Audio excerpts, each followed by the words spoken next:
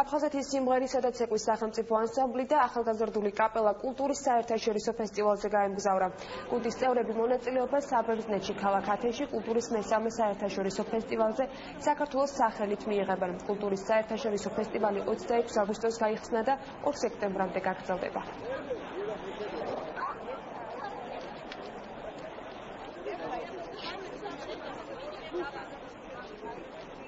აფხაზეთის სიმღერისა და ცეკვის სახელმწიფო ანსამბლი და ახალგაზრდული კაპელა დღეს მიემგზავრება ათენში კულტურის მესამე საერთაშორისო ფესტივალზე.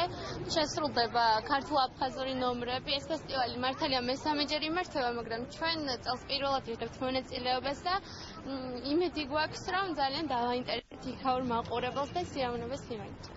ჩვენი სახელმწიფო ანსამბლი ბევრს მოგზაურობს, კაპელას ბევრს მოგზაურობს და როგორც ყოველთვის ალბათ წარმატებულად დაბრუნდებიან და აჩვენებენ ჩვენს კულტურას და გააცნობენ მსოფლიოს სხვადასხვა ხალხს, ვინც იქნება კონცერტებზე. ეს ხდება აფხაზეთის ავტონომიური რესპუბლიკის მთავრობის მხარდაჭერით. საქართველოს